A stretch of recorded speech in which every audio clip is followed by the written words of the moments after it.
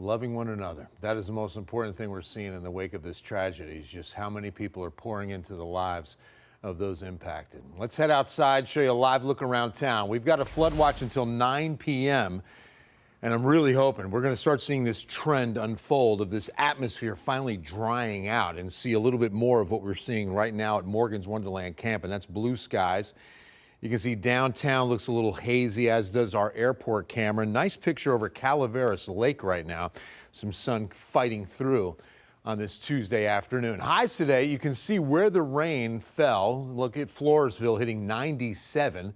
Seguin, New Braunfels, both at 93s. We stopped at 94, but then 80s, lower 80s even. Rock Springs only 82. Del Rio 90, 89 Uvalde, 86 at Kerrville, 87 Fredericksburg. That's where the rain was, just mainly west of the city, where it continues tonight. And it's, again, very, very light. Off the top of the show, showing you that the trend is really good news on most of these showers powering down now. No real big downpours out there.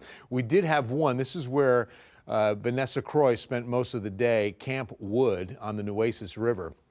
And I'm so glad to see that that thunderstorm skipped by to the east and is now north and moving quickly. That's the good news, is that most of today's rain was moving, unlike what we've seen. And you can see Crystal City getting a thunderstorm right now, drifting towards La Pryor, really thinning out. But see, any of these downpours could create a problem if they fall in the wrong area. And nothing's going to impact San Antonio or communities to the east, unfortunately. Everything's falling where we don't need another drop of rain, and that's why the flood watch continues until 9 p.m. This is the Nueces River flood warnings that start around Laguna, go through Uvalde and farther south. But the good news is we're not expecting anything more than just light, moderate flooding. Most of it could even be minor, but it's definitely going to be some localized flooding along the Nueces. Now, this was the excessive rain outlook, so the Severe Prediction Center really tagged these communities out to the west for a 2 out of 4 chance of the flooding rains, most of which fell early this morning. So we're expecting, again, the trend to continue in the drying of this atmosphere. That's good news. In fact, dropping rain chances Wednesday and Thursday both, as the moisture content of our atmosphere begins to decrease.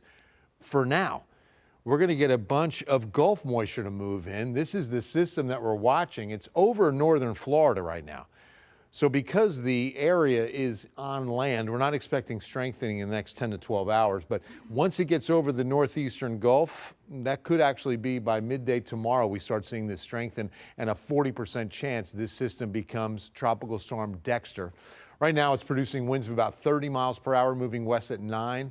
But once it hits these northern Gulf warm waters, it's expected to, again, increase the moisture. And you can see, even if it's not a tropical storm, there's going to be a ton of moisture. But the good news is it's expected to turn right. So Louisiana, southeast Texas, I mean, maybe a shower finds us on Friday. That's why I've got a slight chance in the forecast. So let's go there. 14-day from the Riverwalk. 96 tomorrow and Thursday as well. And we're expecting 0 rain on both days. Then a 20% chance off that system on Friday. Then we dry over the weekend, upper 90s, and that'll continue into next week, where we've got rain chances returning on the 22nd through the 24th, and those are isolated. But notice the new trend. As we're drying out, we're really heating up with temperatures in the upper 90s. So now's the time to help us with Project Cool. Drop off a brand new box fan to any San Antonio fire station. Nate?